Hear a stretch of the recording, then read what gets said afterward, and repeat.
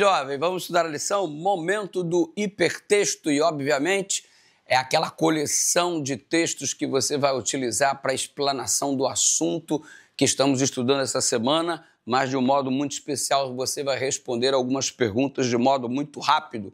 Primeira pergunta, por que você acha que Deus queria apenas oferta voluntária para o santuário e não algo imposto ou forçado? Porque o santuário ele tem que ver com relacionamento, Deus habitando no meio do seu povo para se relacionar com o seu povo. Relacionamento forçado não pode ser chamado de relacionamento. Você é obrigado a ser adorador de Deus, você é obrigado a aceitar Jesus como seu Salvador, não rola, é mecânico. Relacionamento nenhum funciona se não for de modo espontâneo. Casamentos forçados, namoros forçados, relacionamentos forçados estão fadados ao fracasso. Por isso, Deus queria que o relacionamento, a casa, a construção dele, cada um tivesse participação e essa participação devia ser espontânea, tal qual deve ser o relacionamento entre um pai e um filho. Aí você observa por que o Espírito de Deus era necessário para realizar o trabalho da construção. Porque o padrão era elevadíssimo. Você observa que foi conforme o modelo demonstrado no céu. Deus mostrou o modelo por Moisés. E aí você colocar em prática, com ferramentas humanas e material humano, algo que é de parecido com aquilo que foi revelado lá no céu, com o que é divino, então necessitaria uma habilidade muito grande.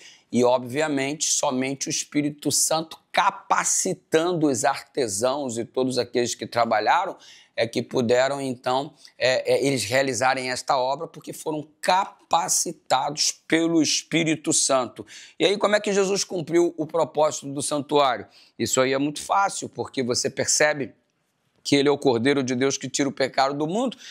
Todas as coisas do santuário apontavam para Jesus. No momento em que Jesus aparece, tudo aquilo perde o valor. Não precisava mais matar o Cordeiro. Jesus é o Cordeiro de Deus. Não precisava mais do pão da proposição. Jesus é o pão. Não precisava mais da água que estava na pia. Jesus é a água da vida. Não precisava mais do candelabro. Jesus é a luz do mundo.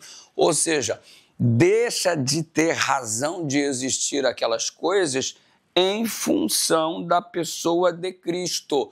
Tudo apontava para ele, tudo era um símbolo sendo trabalhado para revelá-lo. E quando ele aparece, o propósito está cumprido. E agora ele quer continuar habitando em santuário. Santuário que é o nosso corpo, o templo do Espírito Santo. Ele quer habitar em mim, ele quer habitar em você. E quando nós estamos juntos, cheios de Deus, nós formamos aquilo que ele chama de igreja. Isso é muito top, né? E aí você percebe que o propósito de Deus é sempre relacionamento. Aí você vai encontrar uma lista de textos gigante aqui, ó, Deus habitando no meio do seu povo.